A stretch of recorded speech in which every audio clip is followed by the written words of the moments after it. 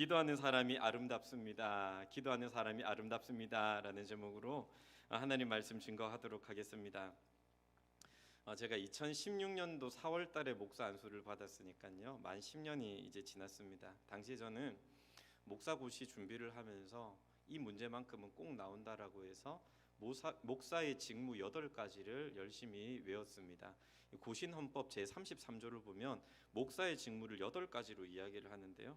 교인을 위해서 기도하는 일, 하나님의 말씀을 봉독하고 설교하는 일, 찬송을 지도하는 일, 성례를 거행하는 일, 하나님의 사자로서 축복하는 일, 교인을 교육하는 일, 교인을 신방하는 일, 장로와 협력하여 치리권을 행사하는 일입니다. 이 8가지 모두가 너무나도 중요한 직무이지만 그 중에 첫 번째가 무엇입니까?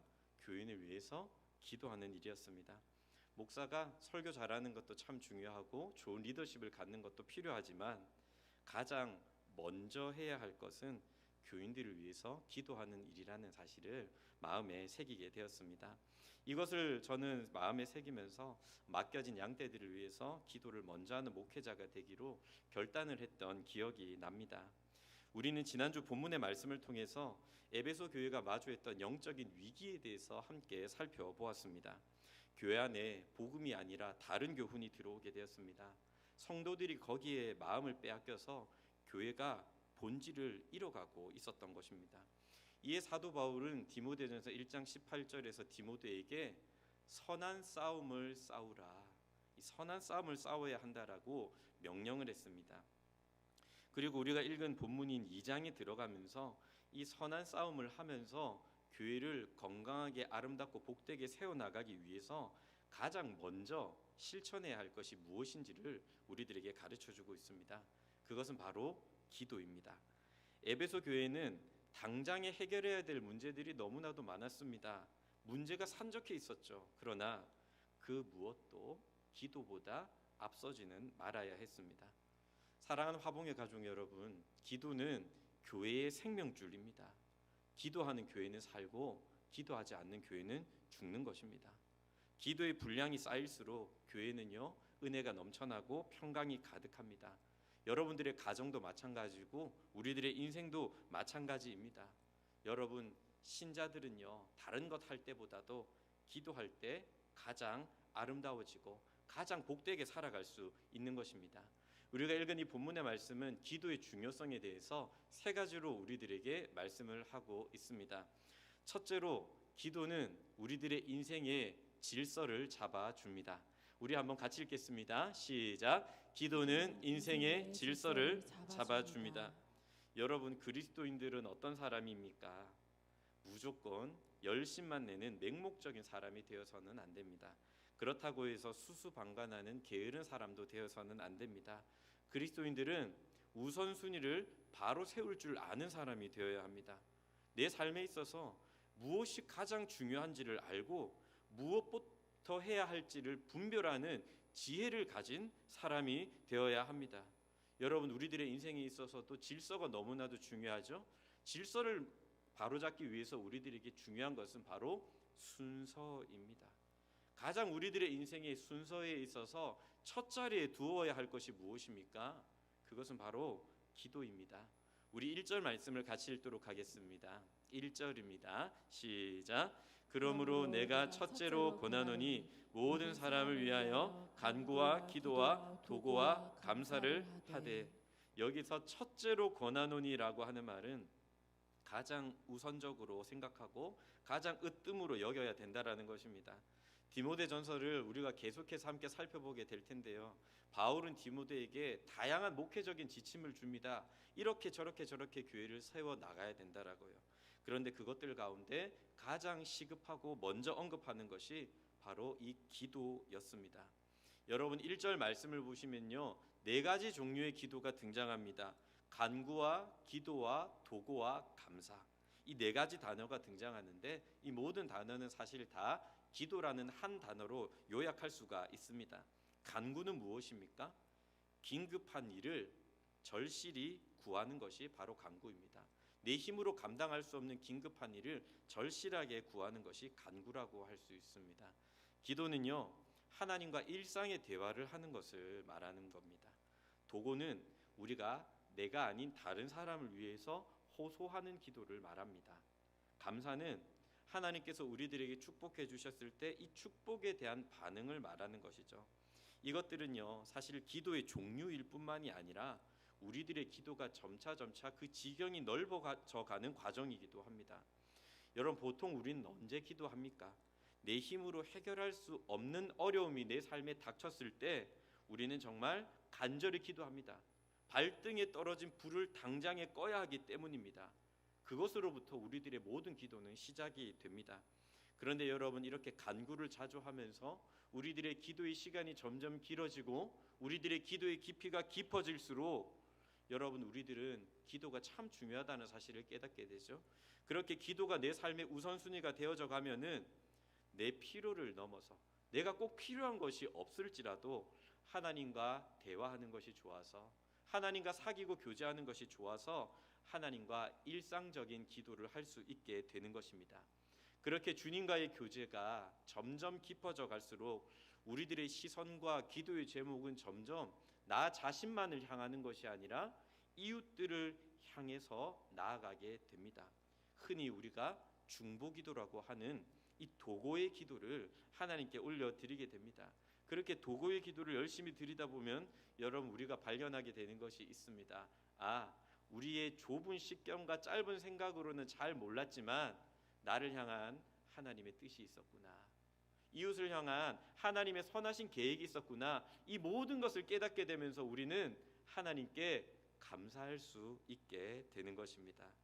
여러분, 종종 우리들의 인생길이요, 자존심이 산산조각이 나는 시간을 겪기도 합니다. 때로는 광약처럼 느껴지기도 합니다. 하지만 이 기도의 과정을 한번 밟아 나가 보십시오. 간구하고 기도하고 도구하고 감사해 보십시오.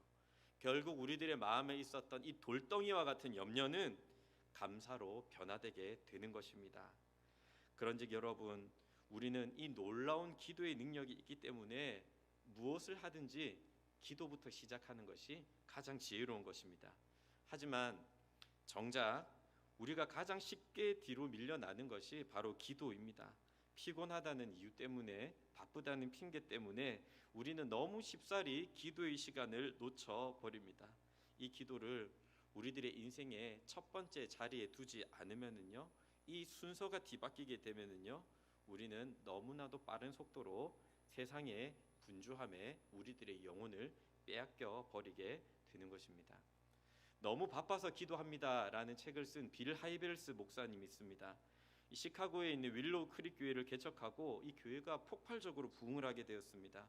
그러면서 이 목사님은 극심한 스케줄에 시달리게 되었습니다. 그리고 회고하기를 사역을 하느라 너무 바쁜 나머지 사역의 주인이신 하나님을 만날 시간이 없었습니다 라고 고백합니다. 그것 때문에 이분에게는 영적인 고갈이 찾아오게 되었고 번아웃에 시달리게 되었습니다. 이 위기를 극복하기 위해서 그는 매일 아침 시간 중에서 가장 집중이 잘 되는 시간에 자신의 다이어리에 크게 대문자 P를 적어 두었습니다. P, 프레이어, 기도 시간이라고 적어둔 겁니다. 그리고 이 시간만큼은 대통령과의 약속처럼 여겼습니다. 어떤 급한 일이 생겨도 누가 만나자고 할지라도 절대 취소하거나 이 시간을 미루지 않고 이 기도의 시간을 철저하게 지켰습니다. 비로소 분주함에 질질 끌려다녔던 그가 삶의 질서를 되찾게 되었고 사역의 생기를 회복할 수 있게 되었습니다. 사랑하는 화봉의 가족 여러분, 사람들은 너무 바빠서 기도할 시간이 없다고 말합니다. 하지만 여러분, 너무 바쁘기 때문에, 내 힘으로서는 이 인생을 감당할 수 없기 때문에 우리는 기도해야 하는 것입니다. 기도는요, 시간이 남아서 하는 것이 아닙니다.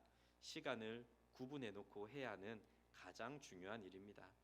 여러분들에게는 다이어리가 있으실 수도 있고 또 스마트폰 캘린더를 사용하실 수도 있는데, 하나님을 만나기 위해 따로 떼어놓은 이 기도의 시간이 있으십니까? 여러분, 하루에 단 5분이라도, 하루에 10분이라도 이 시간을 구별해 보시면 좋겠습니다. 하나님께서는 어떤 위대한 일을 시작하실 때 그저 시작하지 않으십니다. 누군가에게 기도를 시키고 시작하십니다. 이스라엘의 여호수아 시대가 끝나고 이제 암흑기와 같은 사사 시대가 찾아왔습니다. 이스라엘 백성들은 거듭해서 타락하게 되었습니다. 영적으로도 타락했고 윤리적으로 타락했습니다. 이런 어둠의 시대를 걷어내고 새 시대를 밝혀낼 지도자가 너무나도 절실했습니다. 하나님께서는 그 어둠의 시대의 등불과 같은 사무엘이라고 하는 사람을 준비해 두고 계셨습니다. 그러나 하나님께서는 거저 보내주시지 않으셨습니다. 그의 어머니였던 한나의 간절한 눈물의 기도를 통해서 사무엘을 잉태하게 하셨고 출산하게 하셨으며 그를 통하여 하나님의 나라가 회복되어지게 된 것입니다. 사랑하는 여러분, 기억하십시오. 기도는요, 우리들의 뒤죽박죽, 어찌 보면 타락하고 무너지고 넘어지고 혼란스러운 이 모든 인생의 질서를 잡아주게 됩니다. 여러분, 그러니 우리가 교회 안에서 직분을 감당하든지 우리가 교회 밖에서 여러분들의 직업을 감당하시든지 항상 무엇부터 시작해야 하겠습니까? 기도부터 시작해야 하는 것입니다. 여러분이 기도하지 않고는 새 일이 결코 일어나지 않습니다. 여러분들의 형편은 다양하실 것입니다. 그런데 중요한 것은 무엇입니까? 우리가 어떤 형편 속에 살아가든지 기도로 하루를 시작하는 것입니다. 새벽 기도 나오셔도 좋습니다. 아이를 학교에 보내고 개인 기도하러 교회에 오셔도 좋습니다. 우리 모두가 무릎으로 하루를 시작할 때 우리들의 삶의 질서가 하나님께서 원하시는 모습으로 아름답고 복되게 세워지게 되는 은혜가 임할 줄로 믿습니다. 두 번째로요, 기도는 우리에게 거룩한 품위를 갖추게 합니다. 한번 같이 읽겠습니다. 시작. 기도는 거룩한 품위를 갖추게 합니다.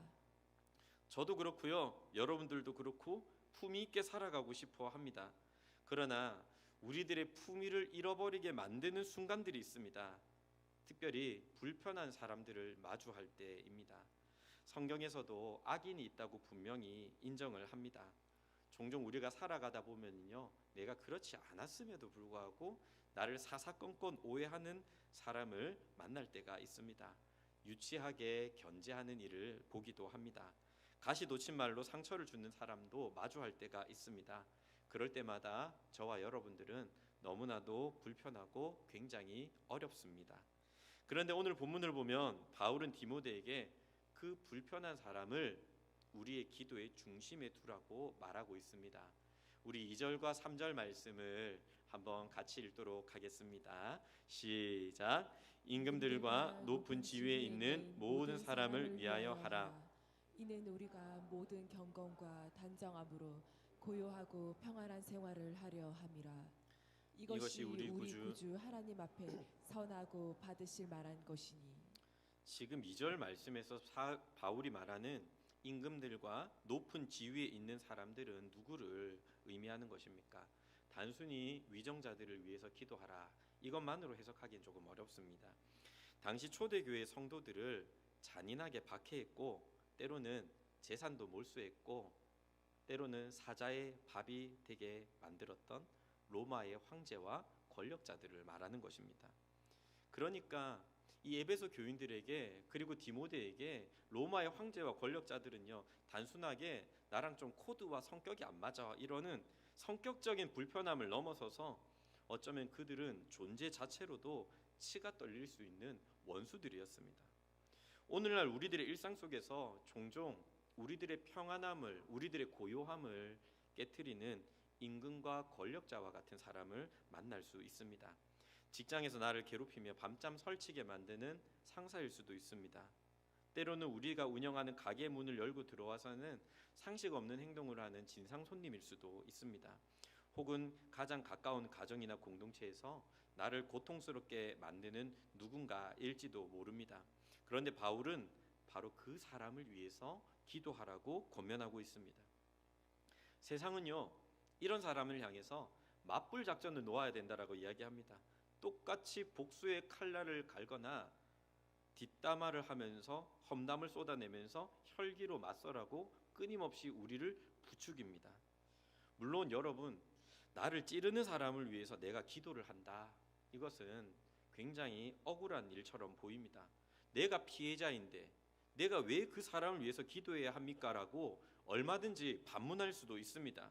하지만 바울이 지금 원수를 위해서 기도하라는 것은 단순히 그 사람을 살찌우기 위해서만은 아닙니다.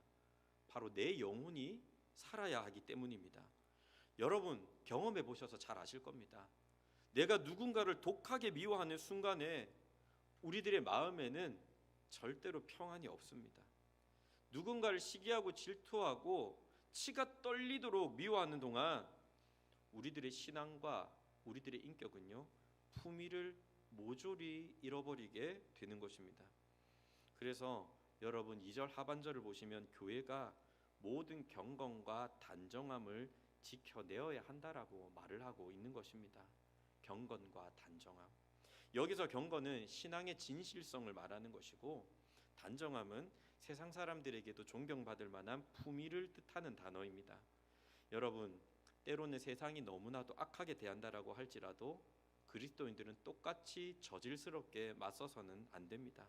그저 그들을 기도의 제단 위에 올려놓아야 합니다. 그리고 거룩한 품위를 지켜내어야 합니다. 그래야 여러분 우리들의 신앙생활이 고요하고 평안하게 할 수가 있는 것입니다. 구약 성경을 보면 욥이라고 하는 인물이 등장합니다. 욥은 큰 고난을 받았죠. 그런데 그에게 가장 잔인한 상처를 주었던 사람은 멀리 있는 사람이 아니라 그의 가장 가까운 친구들이었습니다. 이 친구들은 이 인과응보의 논리를 가지고 해석을 하면서 욥의 마음을 잔인하게 난도질했습니다. 지금 네가 고난받고 있는 것은 네가 잘못했기 때문이야. 욥과 친구들은 무려 34장에 걸쳐서 치열한 논쟁을 벌였습니다. 서로의 옳음을 증명하려고 말다툼을 이어나가게 되었습니다. 하지만 상처만 깊어질 뿐 아무런 평안도 얻지를 못했습니다. 그들의 갈등이 언제 끝나는지 아십니까? 우리 욥기 42장 10절 말씀 우리 한번 같이 읽도록 하겠습니다. 시작. 욥이 그의 친구들을 위하여 기도할 때 여호와께서 욥의 공경을 계시고 여호와께서 욥에게 이전 모든 소유보다 갑절이나 언제 이 갈등이 끝이 납니까? 욥이 자신을 정죄하던 친구들을 향해서 독한 마음도 생겼지만 그것 다 내려놓고 그들을 위해 기도할 때 하나님께서는 욥의 곤경을 돌이켜 주신 것입니다. 그의 삶을 갑절의 은혜로 회복시켜 주신 것입니다. 사랑하는 여러분, 우리가요 때로는 우리를 힘들게 만들고 우리의 평안을 깨트리는 그 사람에게 집중하거나 우리를 괴롭게 만드는 이 문제에만 매달리다 보면은요 우리는 영적인 품위를 모조리 잃어버립니다. 우리 한번 같이 읽어볼까요? 시작. 사람에게 집중하거나 문제에만 매달리면 영적인 품위를 잃어버립니다. 누군가를 향한 미움 때문에 저와 여러분들이 무너지지는 말아야 합니다. 감당할 수 없는 그 문제 때문에 우리가 망가져서야 되겠습니까? 내 힘으로 도저히 감당할 수 없는 사람이 있고 문제가 있을지라도 이 모든 것들 십자가 앞에 내어놓고 여러분 기도해 보십시오. 불안했던 우리들의 마음 가운데 하나님께서 평안을 주실 것입니다. 좁디 좁았던 우리들의 식견이 점점 넓어져서 그런 사람도 환경도 문제도 품어놓을 수 있는 마음의 그릇이 넓어지게 될 것입니다. 결국 우리 하나님께서는 기도하는 백성들의 영적이고 거룩한 품위를 지켜주실 줄로 믿습니다. 마지막 세 번째로요, 기도는요 반드시 사람을 변화시킵니다. 한번 같이 읽겠습니다. 시작. 기도는 반드시 사람을 변화시킵니다. 바울이 자신을 괴롭히는 위정자들을 포함해서 모든 사람을 기도의 명단에 올리라고 이야기를 합니다. 그 이유는 모든 사람은 영혼의 구원을 받아야 하기 때문입니다. 4절 말씀을 같이 읽겠습니다. 4절입니다. 시작. 하나님은 모든 사람이 구원을 받으며 진리를 아는 데에 이르기를 원하시느니라. 우리는 상대적으로 빈부귀천을 따지지만요, 권력을 가진 황제나 재산이 없는 노예나 하나님 앞에서는 모두가 불쌍한 죄인일 뿐입니다. 여러분, 교회의 사명은 무엇입니까? 이 죄인들의 영혼을 구원하는 일입니다. 기도는 그 영혼을 구원하는 도구인 것입니다. 하나님이 한 영혼을 부르실 때는 필경 누군가의 기도를 사용하십니다. 그리고 이 기도를 통해 그 사람을 변화시키시는 것입니다. 사도행전 7장을 보면은요, 주님의 복음을 열심히 증거했던 스데반 집사가 순교하는 모습을 기록하고 있습니다. 그런데 이 스데반의 죽음에 앞장섰던 사람이 바로 이 사도 바울입니다. 바울은 그의 죽음을 당연하다라고 생각을 했습니다. 그런데 스데반은 마지막으로 순교하면서 이렇게 기도합니다. 사도행전 7장 60절을 보면은요, 무릎을 꿇고 크게 기도하는데 주여 이 죄를 그들에게 돌리지 마옵소서. 지금 자신을 죽게 만들었던 저 사람들의 죄를 저들에게 돌리지 마시옵소서라고 간절히 기도했고, 하나님께서는 그 기도를 들으셨습니다. 바로 그 앞에 있었던 사울이 변하여 바울이 된 것입니다. 그래서 그리스도인들을 사지로 내몰았던 그가 그리스도를 위해 자신의 생명을 아끼지 않았습니다. 극심한 유대주의자였던 그가 이제는 이방인들을 섬기는 사람이 됩니다. 오늘 본문 7절을 보시면 내가 이방인의 스승이 되었노라고 고백하고 있습니다. 사랑하는 여러분, 우리가 누군가를 위해서 기도할 때 절대로 빠지지 말아야 될 함정이 하나 있습니다. 그것은 사람은 절대로 변하지 않는다라는 우리들의 강력한 선입견입니다. 그런데 이 생각은 현실에서 굉장히 맞아떨어질 때가 많습니다.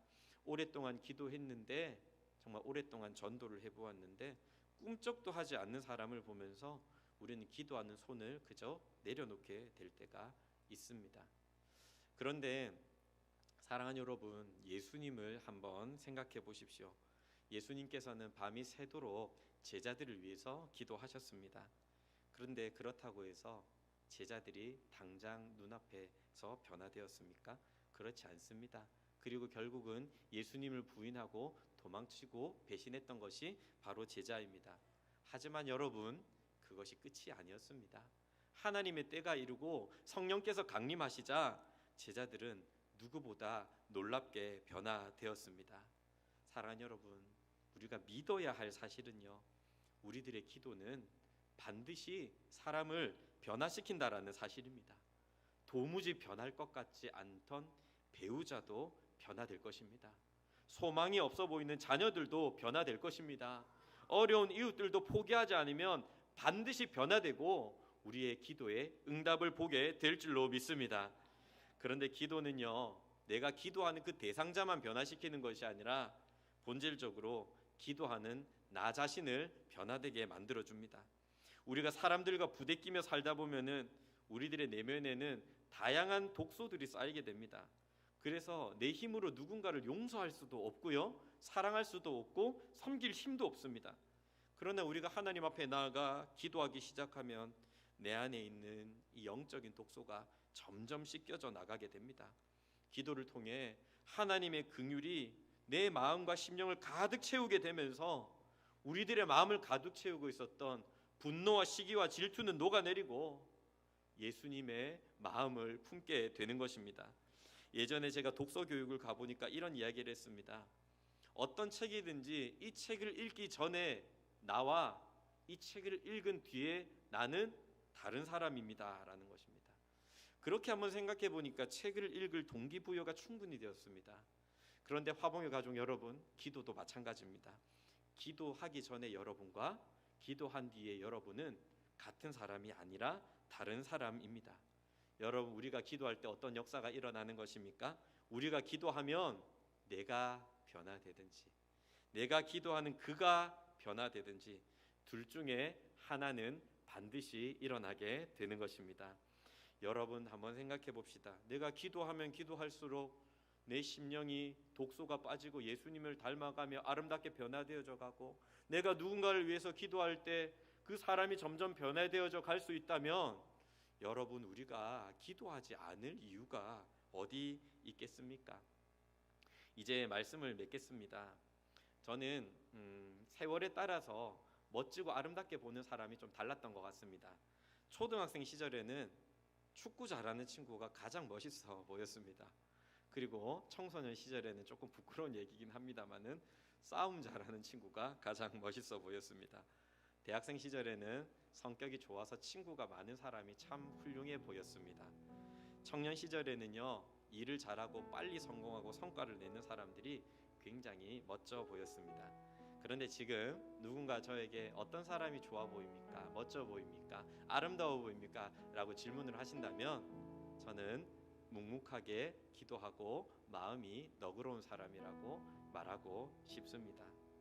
여러분, 저는 종종 이 본당을 들을 때가 있는데 이 본당을 가보면 기도하러 오신 성도님들을 만날 때가 있습니다. 그분들의 모습을 볼 때 저는 참 목회의 큰 행복을 느끼게 됩니다. 여러분, 우리 화봉교회는요, 제가 이름 짓기를 도심 속의 기도원 같은 공간이라고 저는 생각을 합니다. 저희 교회처럼 눈치 보지 않고 마음껏 개인 기도하기 좋은 곳이 없습니다. 언제든지 찾아와서 기도하실 수가 있습니다. 교회 문도 활짝 열려 있고요. 은혜로운 찬양이 흐르고 기도의 제목들도 늘 준비되어 있습니다. 사랑하는 화봉의 가족 여러분, 이번 한 주간 주저하지 말고 기도의 자리로 나와 보시기를 바랍니다. 막혀 있었던 우리들의 영적인 혈이 뚫리게 될 것입니다. 분주했던 우리들의 인생의 질서가 잡히게 될 것입니다. 세상 앞에서 그리고 사람 앞에서 누가 흔들어도 흔들리지 않는 영적인 품위를 갖추게 될 것입니다. 내가 변화되고 당신이 변화되는 놀라운 사람이 변화되는 역사가 일어나게 될 것입니다. 그런지 여러분, 이번 한 주간 저와 여러분들이 실천해야 할 것은 바로 한 가지입니다. 여러분들의 일정표에 일주일 동안에 단 한 번이라도 기도 시간이라고 한번 적어 보십시오. 그리고 여러분, 주중에 10분이라도 좋습니다. 예배당에 기도의 발자국을 한번 남겨 보십시오. 그 작은 순종이요, 여러분들의 가정과 우리 교회와 여러분들의 인생을 살리는 큰 역사를 만들어낼 것입니다. 이 기도 시간 속에서 하늘문이 활짝 열리고 은혜의 빗줄기가 부어지는 놀라운 하나님의 축복이 넘쳐나기를 주의 이름으로 축원합니다. 우리 다 함께 일어나셔서